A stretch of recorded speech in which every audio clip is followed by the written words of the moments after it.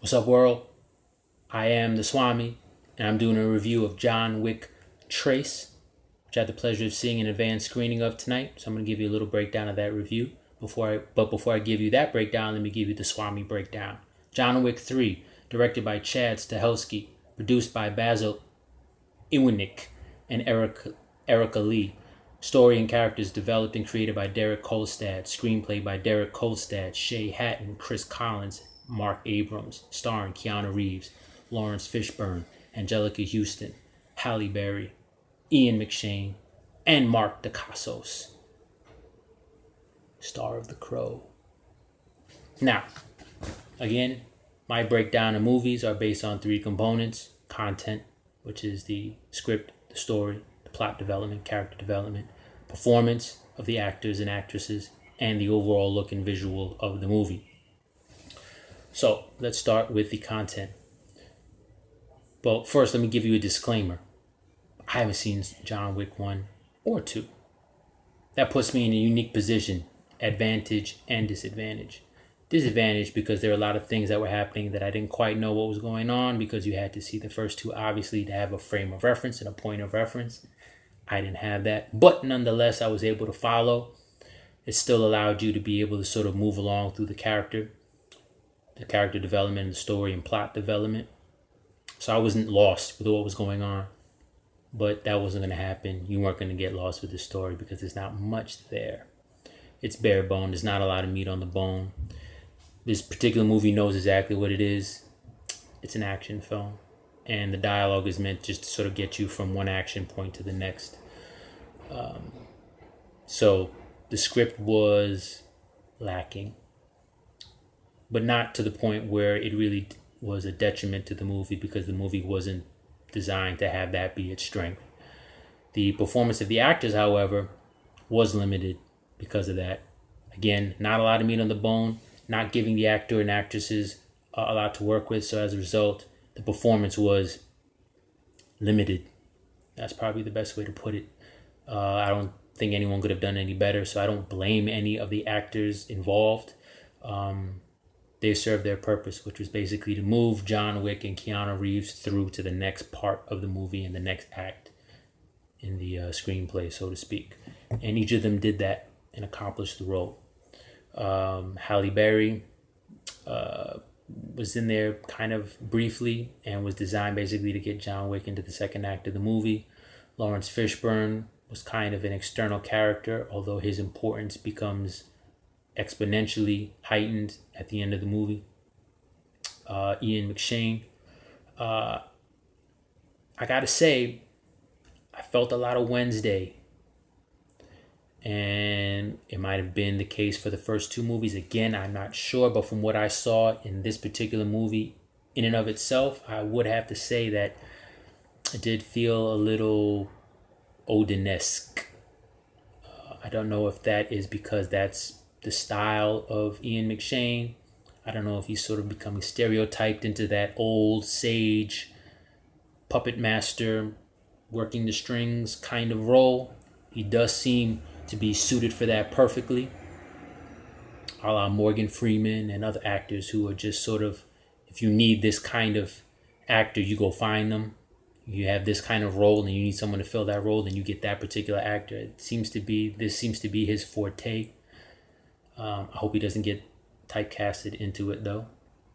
He definitely has a great presence and that sort of brooding intensity of, I know what's going on, but I'm not letting you know. But again, there wasn't much more for him to work with that. Angelica Houston is Angelica Houston, one of the greatest actresses of our time. Felt like she was kind of doing somebody a favor. But nonetheless, I can't say anything bad about Angelica Houston. Yeah, so that's an OG right there. So not a lot to work with the actors and the actresses, but nonetheless, it was not a detriment to the movie. It did not hurt the movie at all, because the movie is what it was supposed to be and what it was intended to be, which is an action film. Straight in your face. Cinematography, the visual of this particular film. I had an issue with the lighting of it. It felt a little dark. It felt a little Dawn of Justice-y. Felt a little Snyder-esque,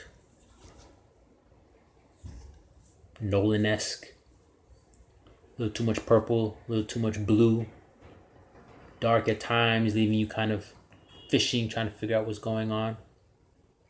Although the lighting of New York, it works because the atmosphere of New York is dark at times. So it worked in terms of the setting and the location of it. But in terms of the overall lighting, that was a little bit of an issue for me. But nonetheless, leading up to the most important part of the visual for me, which was the visual of the fight scenes itself. The action in this movie was absolutely amazing. Triple Swamee salute to John Wick 3, both to the director and the fight choreographer, whoever that choreographer is. I cannot tell you, as a former martial arts student, a current martial arts fan, how frustrating it is to see action sequences in movies and TV shows today purporting to be sort of martial arts based or just fighting based in general, and painfully obvious that either both or the director and the choreographer have not a clue how to properly shoot a fight scene.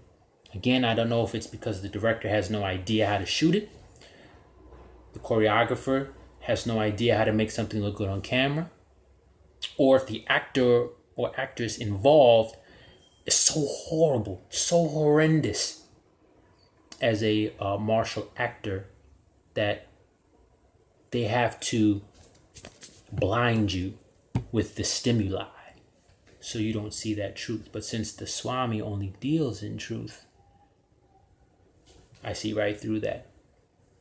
This movie was a godsend. Thank you, John Wick 3, for taking us back to that pre-Matrix style choreography. I think even some of the style of martial arts they used was sort of like a 90s Shotokan, Taekwondo focused. There was clearly some judo and jiu-jitsu involved, a lot of the sweeps and takedowns and throws and whatnot. But just the way it was shot allowed you to see the whole movement.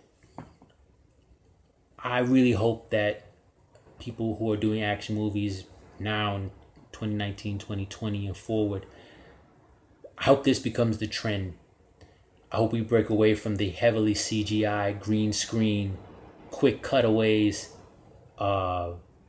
clearly incompetent performers or looking incompetent, and back to a more pure sense of martial arts choreography on film, TV and movies alike, so forth.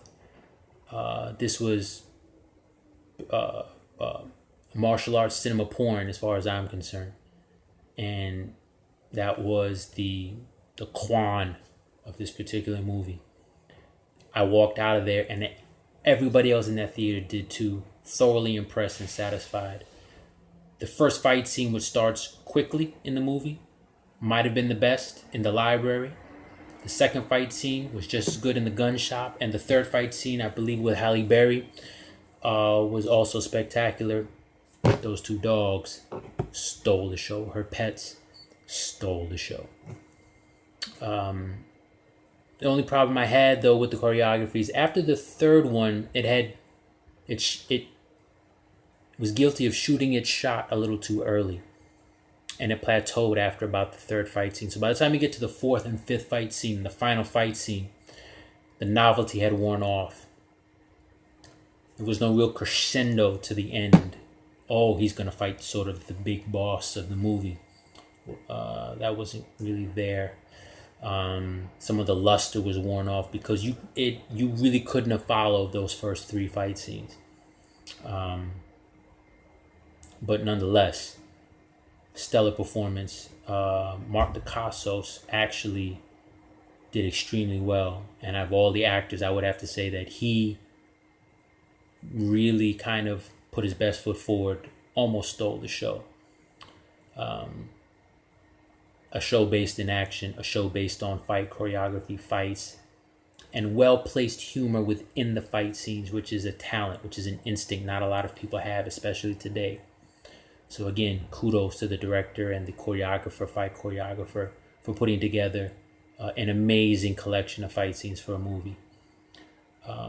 Although there wasn't much more to the movie than that. But that's fine because, hey, that's all that's needed for a movie like this. It's kind of like those old 80s Schwarzenegger movies where it's like, okay, dialogue, get to the fights. And someone who grew up in that time, those 90s movies, hyper masculine, body count of 400. That's what it was. So if you're in the mood for that, if you're looking for a shoot 'em up movie, action movie, bones cracking, bullets flying, blades slashing, and done in a very innovative and creative way, probably done in the first two movies again, but this is the movie. This is where you want to go. You're going out with your fellas and you just want to see some violence to the point of gore even, and have it look realistic, not CGI'd to death, not strung out like a green screen junkie. This is the movie that you want to go see. I recommend it if you're in the mood for that. Don't look for anything else because there's nothing else there. But if you're going for that, you will be thoroughly pleased, thoroughly satisfied with John Wick 3. And because of that, I give John Wick 3 Swamee stars out of 5. That being said, hope you enjoyed the review. Leave a comment down in the comment section. Subscribe if you like what's going on. This is a new channel. It's building. The shop doesn't have a lot of glitz and glamour to it, but we're building it.